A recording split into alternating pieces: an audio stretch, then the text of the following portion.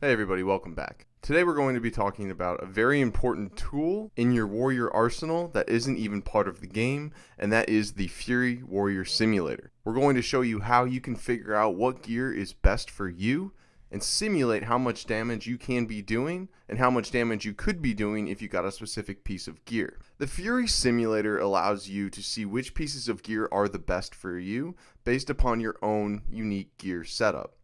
There are great items in this game, but some items may be better or worse for you relative to other items depending on the gear, buffs, and your guild's kill times. So why do you want to sim your gear? Well, first off, I personally get a lot of questions or see a lot of questions from guildmates asking which sword is the best for me.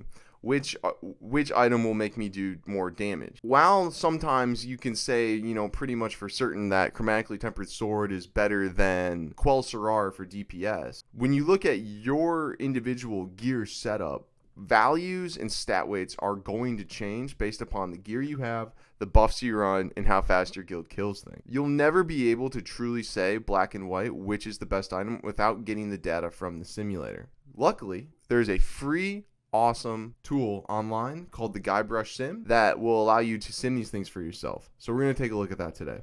Another reason why you want to sim yourself is so that you can plan your gear upgrades accordingly. Let's say you run DKP and a good ring drops. If you sim yourself and see that you getting that ring is only a 2 DPS increase, as opposed to maybe letting one of the other warriors or rogues bid on that ring and then put yourself in a good position for perhaps CTS or a big sword upgrade, which you sim yourself and find will give you a 20 DPS upgrade. You simming yourself and knowing your baseline data will allow you to make those decisions. So we're going to go to the simulator. When you boot up the guybrush sim, which I've linked below, it's going to take you to a page right here where at the top you can select the main hand all the way through your second trinket, and you're going to fill those out with what your current gear is. So let's go ahead and do that now. So for my main hand, I am using chromatically tempered sword. If you scroll down on the weapons, you'll see that you need to fill in what if you run elemental sharpening stones, which you should be as a Fury Warrior. On the Alliance in both slots. On the Horde, you only want to run it in your offhand. And I have Crusader. So I'm running a Elemental Sharpening Stone and Crusader. I'm going to select both of those two, and I am going to move to the offhand tab. We'll click on that. I run Brutality Blade in my offhand, so that's right there. You can sort them by name. I like to sort them by A to Z. So I've got Brutality Blade, Elemental Sharpening Stones, and Crusader. Two-hand, if you do run two-hand Fury, if you're Horde, or maybe if you're Alliance and you want to see what you want to do on cleave fights, or if you're just running two-hand Fury, this is where you'd select your two-hand sword. I'm not going to select one because I am a dual-wield warrior. For my head, I have the Lionheart Helm with a lesser arcanum of Strength on top. For my neck, I'm running the Onyxia Tooth Pendant. For my shoulders, I am running the rank 10 shoulders with a Zandalar Signet of Might on it. On my back, I have Cloak of Draconic Might with Lesser Agility enchant. On my chest, I'm running Savage Glad Chain with greater stats. My wrist, I have Wrist Guards of Stability with superior strength on them. My hands, the Flame Guard Gauntlets with greater strength. My waist, the Onslaught Girdle. My legs, the rank 8 plate legs. And you'll see here if you do have if you are using any sort of set in the gear that you sim, it's going to add here on your baseline stats. Under sets, it has Lieutenant Commander's Battle Armor, the 2-set bonus, which is the plus 40 attack power. Did a lot of work for that 40 attack power. On my feet, I have the Chromatic Boots with minor speed. My first ring is Don Julio's. And my second ring is the Master Dragon Slayer's ring. My first trinket is Diamond Flask. Used last 60 seconds, which is a best practice. You want to have the most uptime as well as full execute duration of Diamond Flask. And then we have Black Hand's Breath for most fights. And on ranged, we're going to have Striker's Mark, no trinkets there. So once you put all of those in, I like to just click through again and just make sure it's all right.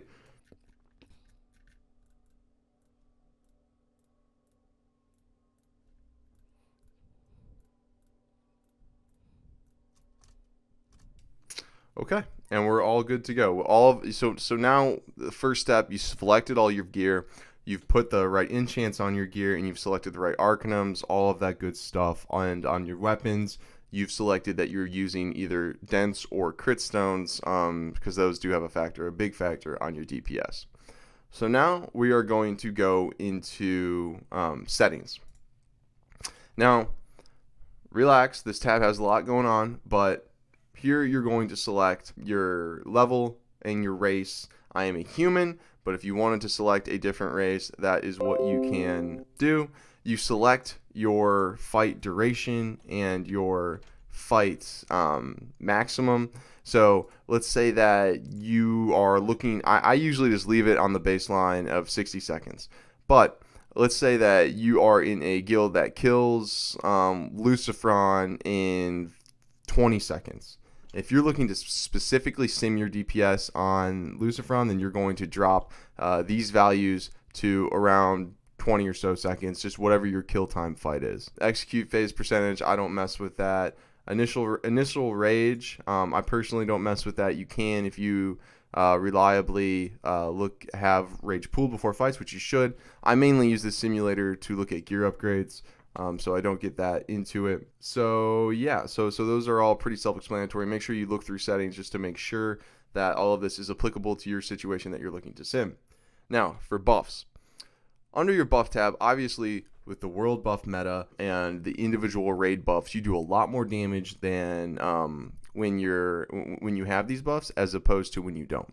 So you want to go through and select which buffs you primarily have on any given raid night at the beginning. You can sim yourself for when you don't have buffs, and I'll show that later, but we're going to show a full buff simulator right now. So we'll go through the buffs. Berserker Stance, yes. Battle Shout, yes. Rallying Cry of the Dragon Slayer, yes. We use Spirit of Zandalar. We're going to try and get Sage's Dark Fortune this week, but we won't. That's not up enough for me to use that reliably. Fangus Ferocity, we have that each week. We get Slipkick Savvy for, but it's not going to have an effect on our DPS. It does affect your Sapper charges, but I'm just going to select it anyway. Songflower Serenade, we do get that. We don't get I'd love to get War Chief's Blessing on my server. It's just not going to happen on Cortanos as Alliance. If anyone on Cortanos gets War Chief Blessing, let me know. DM me, please. Leader of the Pack, I get sometimes, but not enough for me to put that in my sim. True Shot Aura, yes. Blessing of Kings, yes. Blessing of Might, yes. Unfortunately, no Sweet Wind Fury Totem. I am Alliance. Roids, yes. Elixir of Mongoose, yes. Elixir of Greater Strength, no. Juju Power, yes. Juju Might, no. I use Firewater. We don't use Blessed Sunfruit. We use Smoked Desert Dumplings. And I think that's it. So now we've selected, I have been actually using Dragon Breath Chili now. Let's move over to our rotation now. So all of this is pretty much, most people don't need to mess with this at all. But basically this is going to, this essentially is set up to be using a absolutely perfect rotation. So you're using Bloodthirst and Whirlwind on cooldown. You're not rage starving yourself. You're using your Death Wish and with the last 30 seconds perfectly. You are using a Muddy Rage Pot at the right time.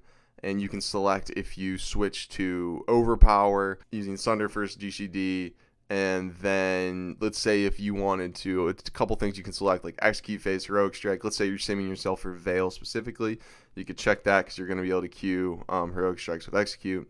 Let's say that you're simming, let's say you're looking for a Golmag parse and you want to pop wreck on Golmag and you want to sim yourself to see how much damage you should be doing. Well, you hit this button and you will then be using your Recklessness cooldown. I'm going to leave it unchecked because Rec is a 30-minute cooldown, not reliably going to have that up all the time.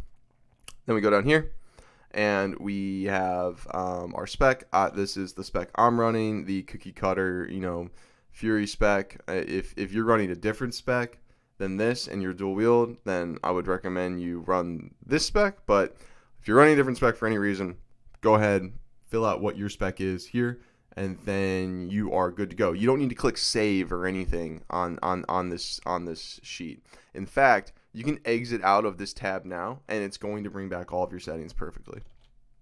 Really cool. Like, you don't have to worry about saving or anything. Just click out of the tab, come right back. You don't need to put your gear in every single time you want to use it. The sim remembers it. So it does use cookies. So if that's something that you disallow on every website, you're going to probably want to allow it for this one. And then if you look here down on the right, there's gear filter. You go down here and you could select it. Let's say, right now I'm just going to leave it with the current phases gear.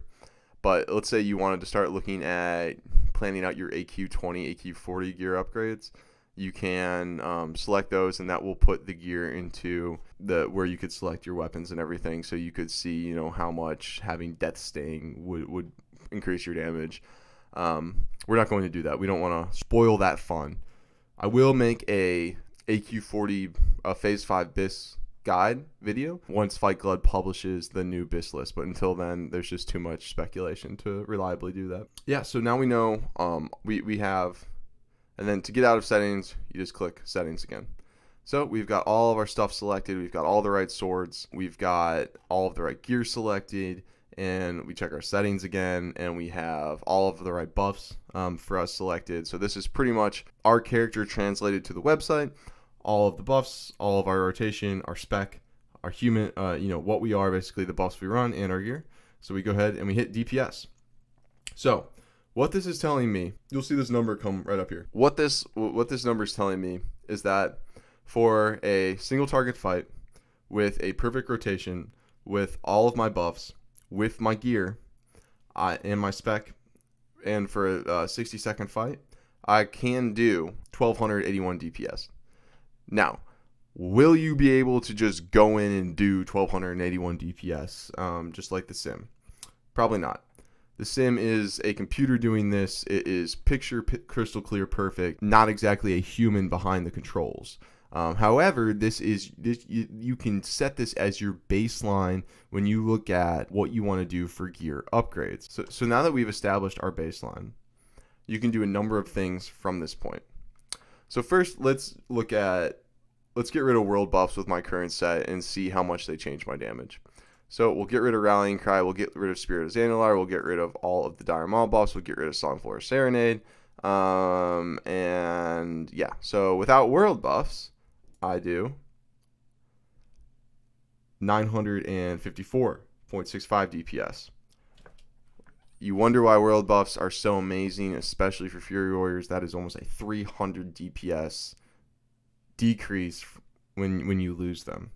So that's why they're so important. They're so important to your rage generation. They're so important to being able to heroic strike more. They're really, really important for warriors, and I have a love-hate relationship with these buffs. You can also weigh. You can click one buff on at a time. So, okay, we're doing 954 DPS without world buffs. What if we could just get Rallying Cry? 100 DPS increase if we get Rallying Cry. Okay, what if we take Rallying Cry away? What if we just get Songflower? Around an 80 or so DPS increase. What if we just get ZG? 20 or so increase right there. So, or not 20, a little bit more. But basically, you can see, you can play around with your ideal consumable setup and your world buff setup to figure out just how much DPS you possibly should be doing. I'm going to leave the world buffs on for now, just because I personally like to simulate my top end damage, because of course we all want to do the most damage possible, right? So we're back up to 1280. Now, let's look at another setting you can go to is stats, and stats is going to break down basically where you're getting the meat of your damage from. You'll see that you're actually getting a really good amount of damage from Bloodthirst, and actually when you're fully world buffed, a good amount of damage from heroic strikes as well. And then you'll see sort of your aura uptime, if this stuff is pretty important to you. So now that we have our baseline established and we figured out how much damage we're supposed to be doing when I'm fully world buffed, how much damage I do when I'm not world buffed, we've gone back to full world buffs. Let's see that. Let's check out the difference between Chromatically Tempered Sword and Infurion Demolisher. How you would figure out which is better for you is that we know now, because I have simmed myself with CTS as my main hand, and I'm getting 1280 DPS. So let's select Infurion Demolisher in my main hand now. Let's sim again and see where the number goes. What we see from this is that Infurion Demolisher is pretty much on par with CTS, and is maybe a minor DPS upgrade. But let's say we switch from CTS, which sims at 1280, and let's say that we're going to redefine the meta and we're going to use Quarrel Sarar in our main hand instead. We're going to see that's a almost 40 DPS loss using Quarrel Sarar over CTS, which you'd be crazy to do that. So maybe a better example is, let's look at the upgrade I just did last week. So I had in my main hand Viscag. I had Viscag in my main hand. All the rest of my gear was the same. Simming around 1257 DPS. Upgraded to CTS. Almost a 33 DPS increase. That doesn't sound like a lot, guys, but when you're making these upgrades across all of your gear and upgrading pieces, 30, 20, 10, 15, those minor DPS increases add up to hundreds over the long term. So let's try and answer another question for me. Let's look at, okay, I've got Brutality Blade in my offhand, but what if I get Maladath? That'd be dope, right? Let's sim it. Maladath would actually be a decent upgrade for me. Would actually be a pretty decent upgrade for me as opposed to Brutality Blade from the simulator with these buffs. So we know that, that's something I could look at potentially in BWL, looking at, rounding out some of my last upgrades. Let's look at, if we move into rings. So one thing I could look at is, one thing I still need is a Quick Strike ring and a Master Dragon Slayer's ring. Let's see if I get rid of Don Julio's and put the Quick Strike ring on, going to be a 1 to 2 DPS increase as opposed to what I'm currently running. Looking at the stats, that seems quite odd, just given that Quick Strike ring has some really good stats on it. But given how crit capped I currently am running my current setup, the hit from Don Julio's band is actually more valuable to me, or as valuable as the stats on the Quick Strike ring. Now, if I lose my world buffs, the Quick Strike ring is going to become more valuable. So we'll see if I go into settings and I get rid of the world buffs and I sim myself again, 953. And then we go into the gear again. All things considered are the same. CTS, Brutality Blade, yep. All right, so we go into the gear again, and we switch from Don Julio's to Quick Strike ring. Suddenly, instead of a, 2 to 3, but instead of a 2 DPS increase, it's now, an 8 DPS increase, a 6 DPS increase, which isn't, the craziest thing in the world. But you can see that if I go back, and this is one thing that I've currently been simming myself quite a bit, is when I lose world buffs. So I've got, here are the buffs again. When we go back to our DPS, if we go back to the rings, one thing that I've found is that if I were to put, so I'm currently sitting with Don Julio's and the Master Dragon Slayer's ring. If I were to do Quick Strike ring and Circle of Applied Force, I'm actually losing DPS. Even those rings are actually considered BIS in a lot of people's minds. If I go into and get rid of the world buffs, now we'll remember that I sim without world buffs with my current gear setup at 950. If I sim again with the Circle of Applied Force and Quick Strike ring, it is actually still, a very minor DPS increase.